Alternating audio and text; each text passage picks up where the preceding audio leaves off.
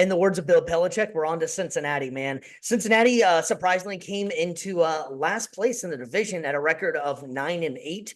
We all know that had a lot to do with uh, Joe Burrow being hurt, and they had a calf strain, coming off a little bit of a hand issue as well. Cincinnati is a very good offensive team. I like that they have a running back competition going on right now with Chase Brown and Zach Moss. Cincinnati is really interesting, man. They still was able to keep T. Higgins, and they also got Jamar Chase, who's holding in. I think they will hopefully get that deal done. If not, I don't find him going anywhere. I think they'd be crazy to even let him think about trying to test the free agency waters out there. Mike, buddy, what do you think about the Cincinnati Bengals, man? This is a great division. Yeah, I mean, if you got Joe Burrow at quarterback, you can always have high hopes for that offense for sure. And he's just a magical quarterback. He goes out there and he'll put the team on his shoulders and he'll win you games, man. It's when he's healthy, 100%. Even with a banged up offensive line, because his offensive line hasn't been good since he's been there. I feel like they still need to improve there for sure. Their defense is in the middle of the pack of the league, especially with their secondary. Yeah, I do think that their rush defense has gotten a little better, but just sticking with the offense right now, man, it does suck that they lost Tyler Boyd because he was a veteran that can help yeah. out that wide receiver core whenever they need to get out of a slump. Like a security blanket, like you have said before.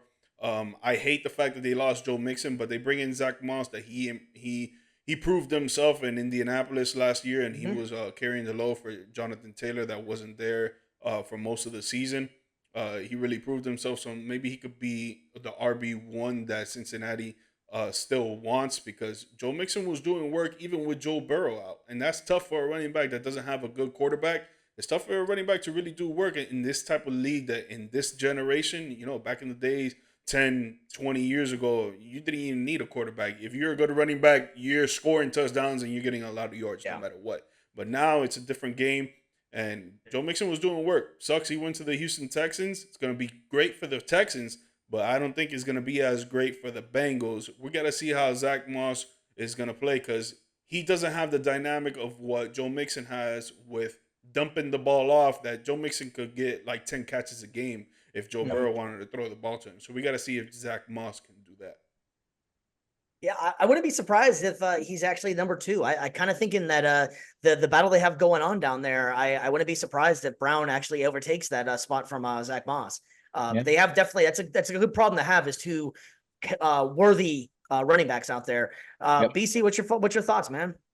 I mean, running back committee is a great way. A lot of teams, that's what they utilize nowadays in this passing league. But again, just looking up front, they made a lot of really big, a lot of big decisions, especially in the draft. Getting a Marius Mims, massive tackle, 6'8", 340, just a massive player that is going to be protecting Joe Burrow's blind side now. And I think that's something that is really important, getting that franchise tackle right there. I know they already have some tackles as well here and there, but I feel like he's going to be the guy that you want to set on that left side, just a massive individual, protecting Joe Burrow. But then also, too, they were able to shore up a lot of their defensive line as well. Like, you lost DJ Reader to the Lions, big nose tackle. That's something, especially in 3-4 defense, that's so important. They were to replace him with McKinley Jackson from Texas A&M. A little bit smaller, around 6'2", 320, but still a big nose guy you can line up over center. Chris Jenkins out of Michigan, I like having him line up opposite of Trey Hendrickson. Really help beef up that interior pass rush right there. And then going back over to offense, getting some weapons for Joe Burrow. Jermaine Burton out of Alabama. He's going to be a That's what I was burner. about to bring up. Burton, that's going to be. I think it's going to be replacing T. Higgins. That kid is Yeah. good. Yeah, and then Eric All, too, from Iowa. I think he's an underrated tight end prospect, and I think he's going to be a guy that he's not going to be asked to do so much right out of the gate, but I think he'll pair well along with Gesicki, and I think that offense is going to see a lot of improvement. Yeah, I think Cincinnati's got an interesting team. This whole division, like we were saying before, is pretty good.